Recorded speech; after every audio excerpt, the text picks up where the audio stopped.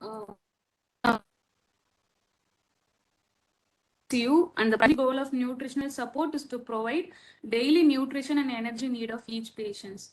So it is calculated by calculating daily energy expenditure and the daily requirement for a patient. And the daily energy expenditure is calculated by using two formulas.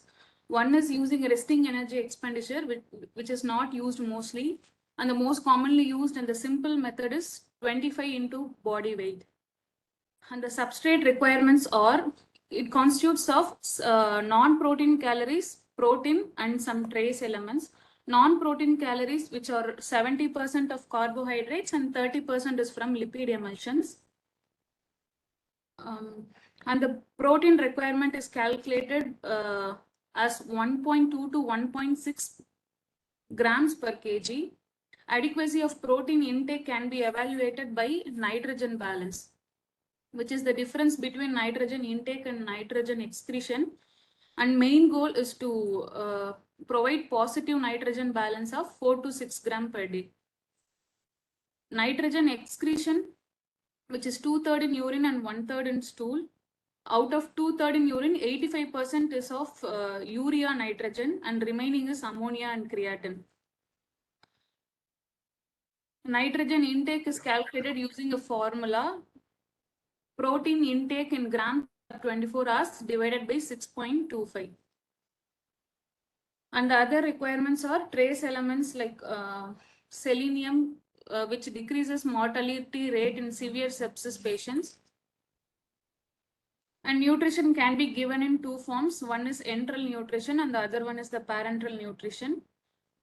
Advantages of enteral nutrition are, which preserves the structural integrity of bowel mucosa, prevents translocation of bacteria from the bowel into systemic, which leads to systemic infections. And it influences the production of immunoglobulin A, which is the immune block of bowel mucosa. And the presence of nutritional bulk in the intestine increase the release of gastrin and cholecystokinin, which prevents cholestasis. And candidates for enteral nutrition are who are unable to eat and do not have absolute contraindications like complete bowel obstruction, any bowel ischemia, and patient with circulatory shock who are requiring high dose vasopressors. Patients requiring low dose vasopressors and can be a candidate for enteral nutrition. And gastric feeding can be attempted in stable patients where bowel sounds is not present. We can also give enteral nutrition, and presence of bowel sounds is not mandatory. So enteral feeding should be started within 24 to 48 hours after admission in the ICU.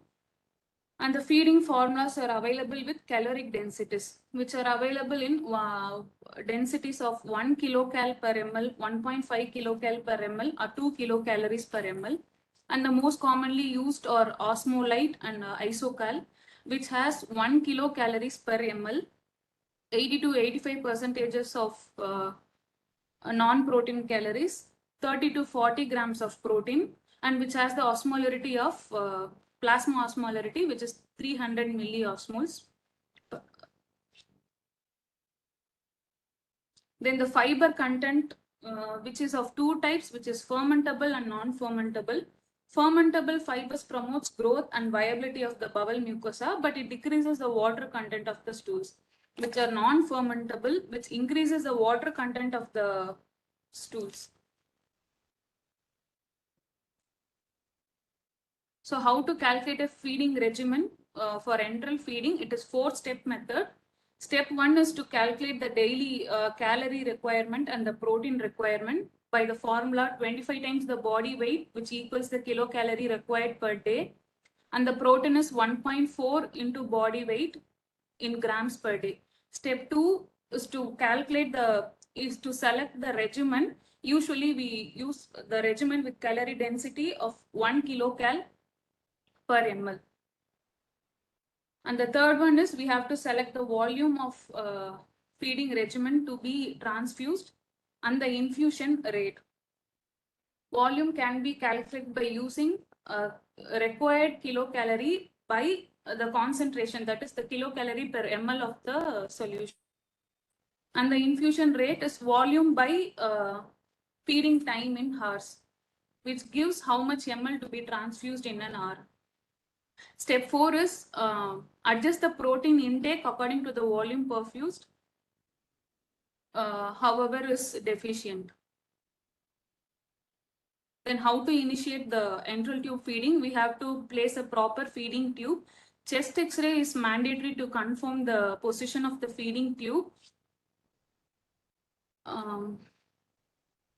We have to start with a low infusion rate of 10 to 20 ml per hour if it is a small bowel feeding, and if it is a gastric feeding, we can directly transfuse the target infusion rate. Complications of enteral feeding are misplacement of feeding tube, which can lead to pneumothorax, injury to the lung tissue, and tube occlusion is the most common complication, which can be prevented by flushing the feeding tube with 10 to 20 ml of saline before and after giving the feeds. If the flow through the feeding tube is sluggish, we have to flush it with warm water. Still, it is ineffective. A new method, which consists of Viocase, which is a pancreatic enzyme, along with the sodium carbonate, which is diluted in 5 ml, flushed into the feeding tube, and we have to clamp the feeding tube for few minutes. Again, we have to flush it with the warm water. 80% the occlusion will be relieved. If still it is not relieved, no way, we have to change the feeding tube. And other complications like regurgitation and aspiration, which can be prevented by measuring the gastric residual volume. If it is less than 500 ml, no need to stop the feeding unless there are signs of intolerance like vomiting. If it is more than 500 ml and there is signs of intolerance, we should switch it to parenteral nutrition. And this regurgitation can be prevented by raising the head end by 45 degrees and placing the feeding tube into the small bowel. Addition of prokinetics like metoclopramide, erythromycin. Metoclopramide at a dose of 10 milligram IV 6th hourly, and erythromycin is 200 milligram IV BD. And enteral naloxone, which is used specifically for the bowel opioid receptors, which antagonizes the bowel receptor without antagonizing the analgesic property. Then parenteral nutrition. If the patients who are poor candidate for enteral nutrition, we can switch them to parenteral nutrition. As we see in enteral nutrition, there are substrate solution, which has a carbohydrate solution ranging from concentration of 5% to 70% strength. We usually use D50, which is 50% strength. And the remaining 30%, the remaining calorie is from lipid emulsions, which can be in 10% and 20% lipid emulsion. 10% lipid emulsion has 1 kilocal per ml, where 20% lipid emulsion has 2 kilocal per ml. And the proteins can be of amino acid solutions, which are also available in the concentration of 3.5% to 10%. We usually use 10% amino acid. So we have to make an equal mixture of 10% amino acid and 50% dextrose, resulting in 5% amino acid and 25% dextrose. There are some specialty solutions for to be used in patients with renal failure and hepatic failure. They are aminosin RF, which decreases the production of nitrogen, and hepatic acid solution, which blocks the transport of aromatic amino acid, which reaches the blood-brain barrier, leading to hepatic encephalopathy. And glutamine to be added in the regimen at a dose of 0.2 to 0.4 gram per kg per day, which is the principal metabolic fuel for rapidly dividing cells like bowel mucosa. And always we have to add the additives like trace elements, selenium, and any electrolyte imbalance to be corrected, like sodium or potassium bicarb, along with the TPN orders. Same here, there is a stepwise up to create a TPN regimen. Step 1 to calculate the daily calorie and the protein requirement. Step 2 is to calculate the volume and the infusion rate. And here we have to calculate the volume, which determines the target amino acid requirement.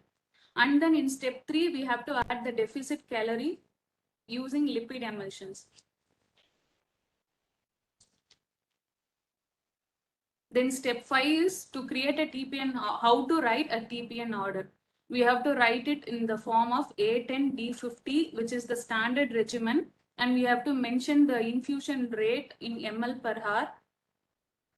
And the remaining calorie deficit, like 10% intralipid, to be added. We have to subtract the intralipid infusion if the patient is on propofol infusion, where the propofol, 1% propofol is a 10% intralipid emulsion. So 1 ml of propofol, which is equal to 1 kilocal per ml, which is to be subtracted. And then we have to add the electrolytes or multivitamins and trace elements, which are essential. Complications for parenteral nutrition. We are using the dextrose 50%, which is hyperosmolar. So the central line is essential to transfuse parenteral nutrition. So catheter-related complications are there, like thrombosis, infection, bleeding, and all. And hyperglycemia is common. Tight glycemic control is not recommended in ICU patients. Continuous insulin infusion is better than giving boluses. Where along with the glucose movement, there will be intracellular shift of potassium and phosphate, which leads to hypophosphatemia and hypokalemia. Then hypercapnia is a complication of overfeeding because of CO2 retention.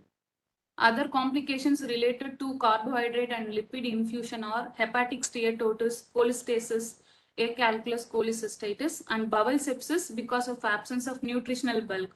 So whenever it is possible, we have to maintain a slow enteral nutrition at a lower rate possible, and we have to avoid parenteral nutrition whenever possible. Then peripheral parenteral nutrition, it provides only a considerable portion of non-protein calories. So it is not recommended for patients who are hypercatabolic or malnourished. And since it is a peripheral parenteral nutrition, we use a solution which has osmolarity of less than 500 milliosmoles. And the regimen contains of 3% amino acid and 20% dextrose. And the equal volume of this will result in 1.5% of amino acid and 10% dextrose. And the remaining calorie deficit can be transfused using 20% intralipid, which provides 2 kilocal per ml. That is also. Thank you, sir. It was quite an exhaustive thing, but it focuses mainly on the route of administration, mainly enteral and parenteral. Yes. But if the question, because there are separate questions asked, TPN alone can be asked as a full question, total parenteral nutrition. Or there sometimes they ask only about enteral nutrition. But if the question is worded as nutrition in ICU, we must give more importance to what is the importance of nutrition, why critically ill patients require nutrition, what are all the ill effects they will suffer from if nutrition is not taken care, if they are not able to take anything orally for more than 72 hours. So, and who are all the type of patients that they need this nutritional support? Like that, we must discuss a little bit more. Because if you start writing only about enteral and parenteral nutrition, your answer will take a long time and you will not be able to complete the answer also. So I'll just show you a presentation which